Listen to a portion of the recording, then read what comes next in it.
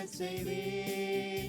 உந்தன் சிறகுகளின் நிழலில் என்றென்றும் மகிழச் செய்தீர். தூயவரே என் துணையாளரே, துதிக்கு பாத்திரரே. தூயவரே என் துணையாளரே, துதிக்கு பாத்திரரே. ஆராதனை உமக்கே, ஆராதனை உமக்கே, ஆராதனை உமக்கே, ஆராதனை உமக்கே. இந்த பலவீன நேரங்களில்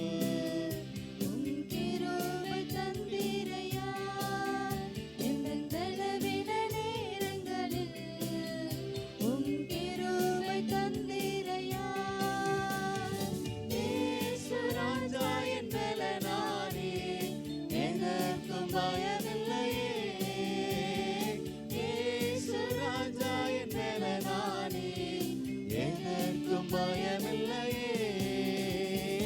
ஆராதனை உமக்கே, ஆராதனை உமக்கே, ஆராதனை உமக்கே, ஆராதனை உமக்கே.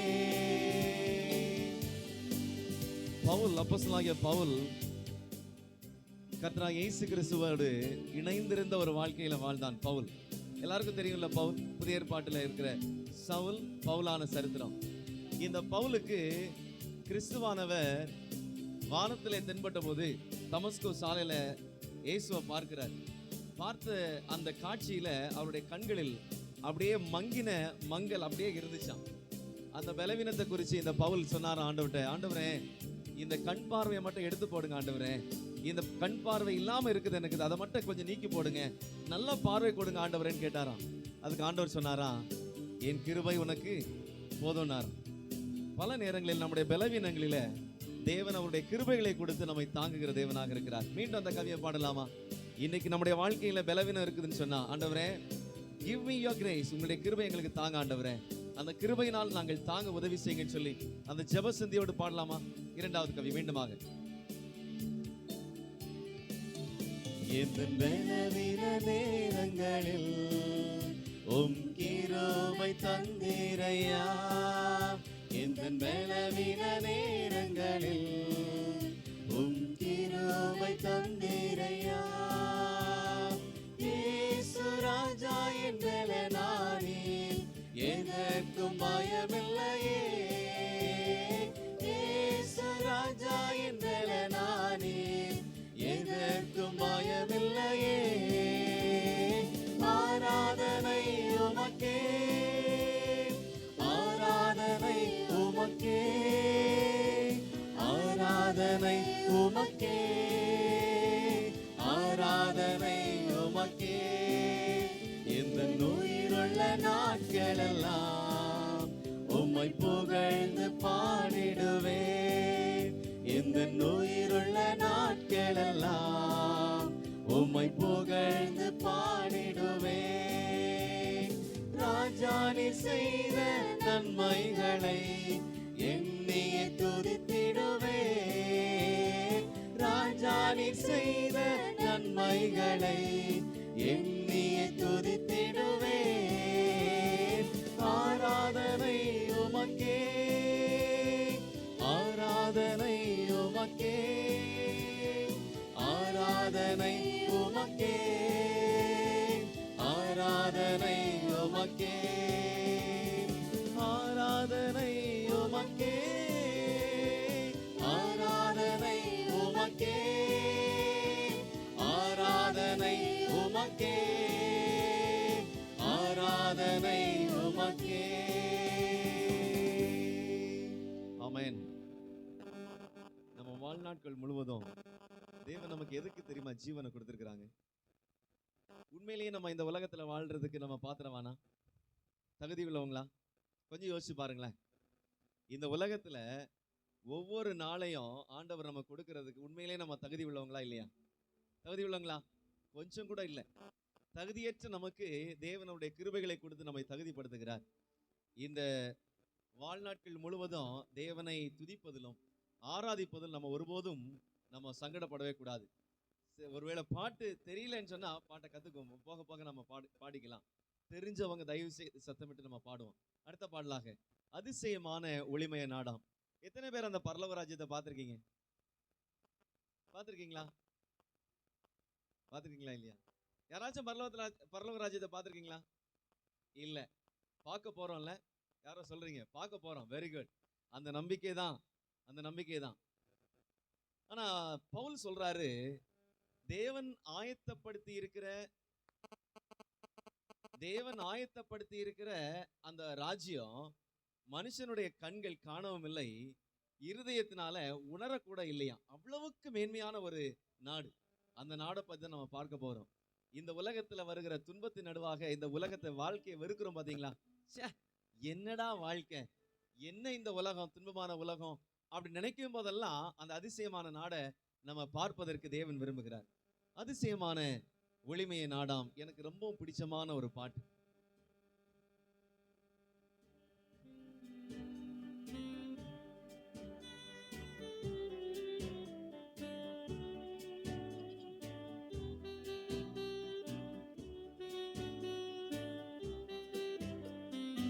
அதிசயமான ஒளிமய நாடாம், நேசரின் நாடாம், நான் வாஞ்சிக்கும் நாடாம், என் நேசரின் நாடாம், நான் வாஞ்சிக்கும் நாடாம்.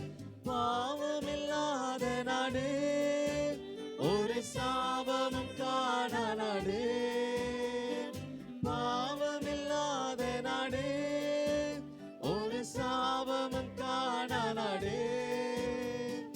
நித்திய மகிழ்ச்சி, போயாத கீதம், உன்னதத்தில் ஓசன்னா, அல்லேலூயா. அதிசயமான ஒளிமய நாடாம், நேசரின் நாடாம், நான் வாஞ்சிக்கும் நாடாம், என் நேசரின் நாடாம், நான் வாஞ்சிக்கும் நாடாம். மீண்டும் அதே கவியை பாட போகிறோம். எத்தனை பேருக்கு இந்த உலகத்துல மகிழ்ச்சி இல்லாம இருக்கிறோமோ, மகிழ்ச்சி வேணும் ஆண்டவரேன்னு சொல்லி இந்த கவியை மீண்டுமா பாடலாம்? சத்தமா பாடலாமா? பாவமில்லாத நாடு, ஒரு சாபமும் காணா நாடு. பாவமில்லாத நாடு, ஒரு சாபமும் காணா நாடு. நித்திய மகிழ்ச்சி, போயாத கீதம், உன்னதத்தில் ஓசன்னா, அல்லேலூயா. அதிசயமான ஒளிமய நாடாம், நேசரின் நாடாம், நான் வாஞ்சிக்கும் நாடாம், என் நேசரின் நாடாம், நான் வாஞ்சிக்கும் நாடாம். சந்திர சூரியன் இல்லை, ஆனால் இருள் ஏதும் காணவில்லை. சந்திர சூரியன் இல்லை, ஆனால் இருள் ஏதும் காணவில்லை. தேவகுமாரன் ஜோதியில் ஜோதி, நித்திய வெளிச்சமாவார், என்றும் பகல். அதிசயமான ஒளிமய நாடாம், நேசரின் நாடாம், நான் வாஞ்சிக்கும் நாடாம், என் நேசரின் நாடாம், நான் வாஞ்சிக்கும் நாடாம். வெளிப்படுத்தின விசேஷத்தை யார் எழுதுனது தெரியுமா? வெளிப்படுத்தின விசேஷத்தை யார் எழுதுனது? யோவான் எழுதினாரு. வெளிப்படுத்தின விசேஷத்தை எழுதினது யாரு? யோவான் தான் எழுதினார். ரைட், யோவான் தான் எழுதினார். இந்த யோவான் எழுதும் போது அவர் எங்க இருந்தார் தெரியுமா? நான் ஏன் கேட்கிறேன்னா, ஒருவேளை யோவான் இல்லையோ அப்படின்னு நினைக்க கூடாது. யோவான்னா யோவான் தான். எத்தனை பேர் முன்னாடி நின்று சொன்னா கூட யோவான் தான். உண்மைதான், மாறாதுல்ல. ரைட். இப்போ இந்த யோவான் எங்க இருந்தார் எழுதும் போது? டொமிஷியன் மன்னன் என்ன பண்ணாருன்னா, இந்த யோவான் வெளியே வச்சிருந்தா இவர் சரியில்லை அப்படின்னு சொல்லி பத்ம தீவில் கொண்டு போட்டாங்க. அப்படித்தானே? பத்ம தீவில் கொண்டு போட்டாங்க. இவர் ரொம்பவும் சத்தியத்தை சொல்றாரு, ரொம்பவும் சாட்சியா இருக்கிறார் ஆண்டவருக்கு அப்படின்னு சொல்லி இவரை பத்ம தீவில் கொண்டு போட்டாங்க. சுத்தி எங்க பார்த்தாலும் சமுத்திரமா தான் இருந்துச்சு, கடலா தான் இருந்துச்சு. எங்க பார்த்தாலும் கடலா தான் இருந்துச்சு. கடலின் சீற்றம், அலைகளின் சத்தம், இதை கேட்டு கேட்டு கேட்டு கேட்டு இந்த யோவானுடைய கண்களும் செவிகளும் அப்படியே பூத்து போய் அடைத்து போனது போல இருந்துச்சான். இந்த யோவான் எழுதும்போது எழுதுறாரு, அந்த பரலோக காட்சி ஆண்டவர் இந்த யோவானுக்கு கொடுக்கும்போது வெளிப்படுத்தின விசேஷத்தை முதல்ல சொல்றாரு. அந்த பரலோகத்தை பத்தி காட்சியில சந்திரன், மன்னிக்கவும், சமுத்திரம் அங்கு இல்லை அப்படின்றாரு. எப்பாடா, இந்த இரைச்சல் சத்தம் அங்கு இல்ல அப்படின்று பெருமூச்சு விடுகிறது போல தன்னுடைய அனுபவத்தை அங்க எழுதுகிறார். இந்த உலகத்துல எங்க பார்த்தாலும் துன்பம், அப்படிதானே? நேத்தைக்கு பிரசங்கத்துல கேட்டோம், பாஸ்டர் அழகான பிரசங்கம் பண்ணாங்க. எங்க பார்த்தாலும் துன்பம், எங்க பார்த்தாலும் கொடுமை, எங்க பார்த்தாலும் நிம்மதி இல்லாத ஒரு நிலைமை. உலகம் சீரழிந்து போன ஒரு சீரழிவுக்குள்ளாக இருக்கிறது. இந்த நிலைமையில ஏதாச்சும் நன்மை உண்டாகுமா அப்படின்னு சொன்னா ஆண்டவர் சொல்றாரு, பரலோகத்துல நமக்கு இந்த நித்தியமான மகிழ்ச்சியை கொடுக்கிற ஆண்டவர் நித்திய வெளிச்சமாக இருக்க போகிறாரு. யோவானுடைய பார்வையில எங்கும் சமுத்திரமாக இருந்த பார்வை, பரலோகத்துல அந்த சமுத்திரம் இல்லாத உடனே அவர் பெருமூச்சு விட்டது போல நாமும் அந்த பரலோகத்துல துன்பமே இல்லாத ஒரு ராஜ்யத்திற்குள்ள போக போறோம், சந்தோஷமா பிரவேசிக்க போறோம் என்ற நம்பிக்கையில மீண்டும் இந்த 2வது கவியையும் 3வது கவியையும் பாடுவோம். இந்த பாடல் முடிந்த உடனே நாம தேவ செய்திக்குள்ளாக ஜெபத்தோடு நாம் கடந்து செல்ல இருக்கிறோம். சந்திர சூரியன் இல்லை, ஆனால் இருள் ஏதும் காணவில்லை. சந்திர சூரியன் இல்லை, ஆனால் இருள் ஏதும் காணவில்லை. தேவகுமாரன் ஜோதியில் ஜோதி, நித்திய வெளிச்சமாவார், என்றும் பகல் அதிசயமான ஒளிமய நாடாம்.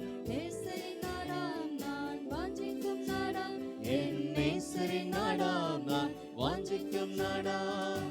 பிரச்சனை ஏதுமில்லை, வீண் குழப்பங்கள் ஒன்றுமில்லை. பிரச்சனை ஏதுமில்லை, வீண் குழப்பங்கள் ஒன்றுமில்லை. மொழி நிறம் ஜாதி பற்று உடையோர் எவருமே அங்கு இல்லை. அன்பே மொழி அதிசயமான ஒளிமய நாடாம். நேசரின் நாடாம் நான் வாஞ்சிக்கும் நாடாம். என் நேசரின் நாடாம் நான் வாஞ்சிக்கும் நாடாம். இதுல முக்கியமான ஒரு பாடத்தை நம்ம படிக்கணும். என்ன அப்படின்னு சொன்னா, இந்த உலகத்துல நீ அவன், நான் இவன், நீ அந்த இனம், நான் இந்த இனம், நீ அங்க இருக்கணும், நான் இங்க இருக்கணும், எனக்கு இந்த சபை, உனக்கு அந்த சபை அப்படின்னு சொல்லி மொழி, இனம், ஜாதியை வச்சு மனுஷன் பிரிந்து கிடக்கிறான். பாத்துறீங்களா? மனுஷனே அப்படி பிரிந்து போய் கிடக்கிறான். ஆனா இந்த பிரிவினையோடு நம்ம கிறிஸ்துவுக்குள் இருந்தோம்னு சொன்னா கிறிஸ்து இல்லைன்னு அர்த்தம். நம்ம பிரிவினை இல்லாம எல்லாரும் கிறிஸ்தவர்கள் என்கிற உள்ளம் வந்துச்சு அப்படின்னா ஒரே ரத்தம் தான். நம்ம கிரயத்திற்கு கொல்லப்பட்டிருக்கிறோம், அப்படிதானே? வேதம் சொல்லுகிறது, நாம ஒவ்வொருவரும் விலை கொடுத்து வாங்கப்பட்டிருக்கிறோம். அது யாராக இருந்தாலும் சரி, எந்த நிறமுடையவர்களாக இருந்தாலும் சரி, எந்த இனமுடையவர்களாக இருந்தாலும் சரி, என்ன ஜாதியானாலும் சரி, நாம் எல்லாரும் கிறிஸ்துவனுடைய ரத்தத்தை கொடுத்து கொடுத்து கிரயத்திற்கு கொல்லப்பட்டிருக்கிறோம். நம்ம எல்லாருக்குள்ள யாருடைய ரத்தம் ஓடணும் தெரியுமா? யாருடைய ரத்தம் ஓடணும்? யாருடைய ரத்தம் ஓடணும்? யாருடைய ரத்தம் ஓடணும்? கிறிஸ்துவுடைய ரத்தம் ஓடணுங்க. அப்பதான் அது உண்மையான கிறிஸ்தவ வாழ்வு.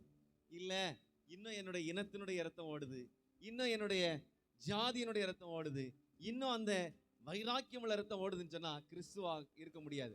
இந்த பாடல் என்ன சொல்லுது பாருங்க, இயேசுவின் ரத்தத்தினால் பாவம் கழுவினால் எங்க செல்லலாம்? பரலோகத்துக்கு போகலாம். இத்தனை பெரிய ஸ்லாக்கியம் இழப்போர் பூமியில் எவரும் வேண்டாம். முந்தின கவி சொல்லுது பாருங்களேன், மொழி நிறம் ஜாதி பற்று உடையவர் யாருமே எங்க இல்லையா? யாருமே எங்க இல்லையா? அங்க இல்லையா? இந்த உலகத்துல பாத்தீங்கன்னா நாளுக்கு நாள் எத்தனையோ ஆக்சிடென்ட் ஆகுது. அந்த ஆக்சிடென்ட் ஆகும்போது எவ்வளவோ பேர் ரத்தத்தை இழந்து போகிறாங்க. மருத்துவர் சொல்றாரு, இப்போ 2 பாட்டில் யூனிட் ரத்தம் அடைக்கலைன்னா அடுத்த 10 நிமிஷத்துல அவரை பார்க்க முடியாதுன்னு சொன்ன உடனே, ஐயோ ஐயா எப்படியாச்சும் ரத்தம் அடைங்கய்யா அப்படின்னு நம்ம கேட்கிறோம். ஆனா யாருமே இந்த ரத்தம் ஏன் இனத்தினிடத்தில் வந்ததான்னு கேட்கறது இல்லை. பார்த்துருக்கீங்களா? யாருமே இந்த ரத்தம் என்னுடைய இனத்தினத்தில் வந்ததா, ஏன் குடும்பத்திலிருந்து வந்ததா அப்படின்னு கேட்கறது இல்லை. யாருடைய ரத்தமா இருந்தாலும் பரவாயில்லையா, ஏத்துங்கய்யா, உயிர் தான் முக்கியம். பிரியமானவர்களே, ஒருவன் கிறிஸ்துவுக்குள் இருந்தால் அவன் என்ன செய்யறானா? புது சிருஷ்டியா இருக்கிறானா? அந்த சிருஷ்டி நமக்குள் உருவாக வேண்டும். அந்த எண்ணத்தோட இந்த கவியையும் 4வது கவியையும் பாடலாம்.